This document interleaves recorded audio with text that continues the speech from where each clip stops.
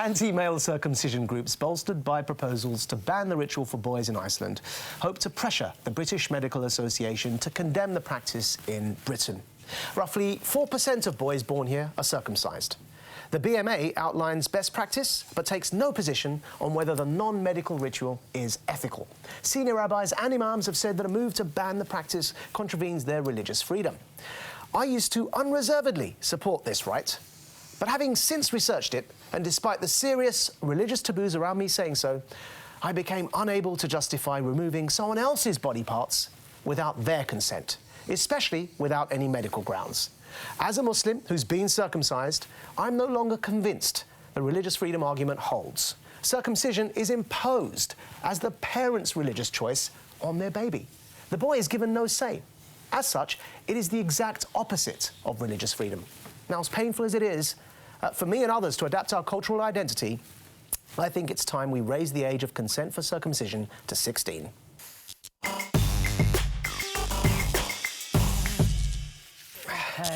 I actually think circumcision is an act of faith. I think for Jewish people, it's a non-negotiable part of their identity. Arguably, it's an essential part of Judaism. And you mentioned Iceland want to outlaw this. It's actually even been mooted here.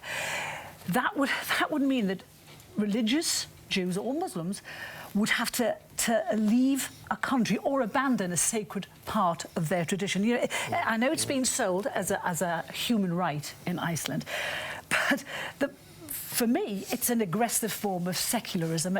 And you know what happens with aggressive secularism? It can become totalitarianism, where the state tells you how to live, what your way of life should be like, how you can bring up your kids. This would subvert a parent's right on what to do with his or her child. So this is actually the opposite of that. It's not the state telling you how to live your life. It would be in Iceland if the law passed. No, it's not. It's the state asking parents not to force their views on the child until the child's old enough to know. It's a part. Now, the thing I just said at the start of this, it's a non-negotiable part of the Jewish identity.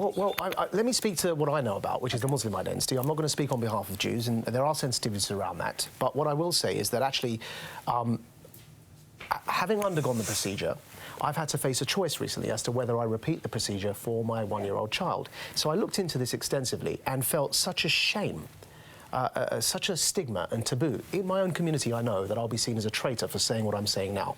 However, what I found is that removing up to 50% of functioning penile skin that has about 5 of the most sensitive parts of the penis, that without medical grounds, of course, if there are medical reasons, if there is something that's going to go wrong, that's different. But doing that based upon my beliefs, doing that to a child without asking them first, I don't think that I can argue it's religious freedom, because actually it's the child's religious freedom that I should be thinking of, not my preferences. Some people would say you are safeguarding your child's health.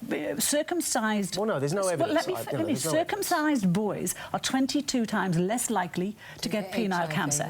Yeah. It's actually it is known to slow the spread of HIV. In America, 3/4 of all male babies are circumcised. Carol, look, when I say I looked into it, please trust me that these stats that are thrown around, right, like the HIV. So you're the only person who knows it. No.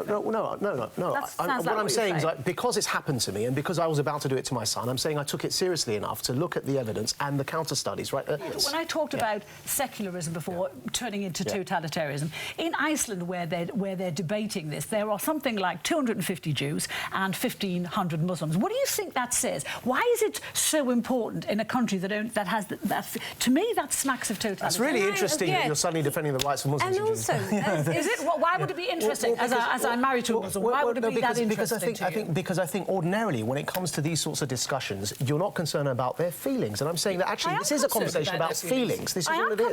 Let's get young June in. Yeah, well, because the thing is, it's interesting. For me, I come from a culture that circumcises its boys, and so I am torn over this issue in terms of whether or not I think it should be banned in general. Obviously, you cannot compare it to female circumcision, and my culture does not practice FGM. But as I am so against FGM and I'm so against female circumcision, and obviously you don't have the same medical. No, I know you don't have the same medical implications. But what I'm saying is that maybe actually what we need to get to is to ban it altogether. Have you looked at the lighter form of female? Hold on, Carol. Hold on. Carol, give us a second. No, but Carol, why is it that you're so incensed around this, but yet you're against hijabs per se.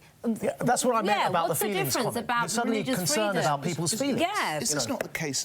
Because that's not written into Yes, the, well, that's the because you Quran. ask. Of course, It's an depends who you ask, Carol. interpretation. Of course it is. Sorry? It depends who you ask. We must get Karen in a minute. Interpretation. Can I just ask? June said something. I just want to ask it on the female side of things, right? Obviously, the you can't lighter compare form the of two, I know. no, on the lighter form you can, right? So the lighter form of female circumcision Yes. involves just removing the tip of And the the skin labia, isn't it? over the Yeah. clitoris, the lighter form. Yeah. Now, nobody would ever countenance doing that, right? And yet it's actually quite comparable to male circumcision, and that's why when I thought about it, I thought I'm being a hypocrite. That was a nit. Quick sentence from me, then let's get Karen. Surely the system is working. You can choose to do what you do with your little boy, and I'm sure it will be guided by parental and fatherly wisdom. Good luck to you. So you don't want to do it, but you could even... I think the system works as it is. That's Well, what hold on I'd a minute. say. What about what about the adults who it's done too and then grow up and then decide they don't want it done?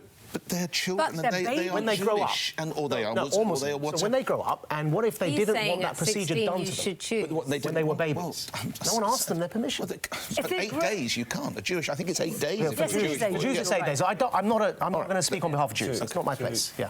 The one point that there is no comparison with female genital At all. mutilation. No. I mean, Of course, that yeah. is barbaric, Yeah. that is banned, that is Yeah. illegal Of course. and awful. Yeah, indeed. Here we've got something that the medical proof shows that actually there is no great difference Yep. between the two. So it's not something that is harming the boy.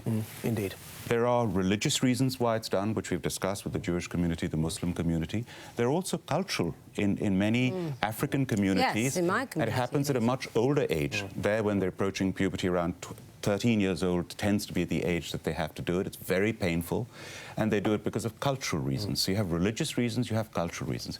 But in this country, we have free choice as individuals. So if an individual like you, you're a Muslim, but you said, I don't want to do this for my child, you didn't do it. Yeah. Now, but other people, through their religious beliefs, feel they have to do it. Now, when you talk about parental control, how many other things do parents control that we had no choice about as So children? this is where I was going to. This is where I was going to correct something, right? So I didn't exercise. This is where I think it's being framed wrong. I didn't exercise my religious freedom to choose not to do it.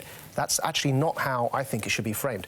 What the choice I made was to allow my child to have their own religious freedom to choose for themselves, rather than impose my views on my child. And that's the correct framing, because what we're doing, unlike choosing which school our child goes to, unlike, for example, dressing our child in a particular way, we're making an irreversible choice to remove up to 50% of the functioning penile skin. When you talk about no harm, yes, there's no illness that results from it, but there is a harm, and that harm has been proven scientifically that we reduce the sensation around the penis, which is the pleasure that the male enjoys from sexual intercourse, because of a choice we've made for the child, and the child didn't have a say in it. That's why the system isn't working at the moment.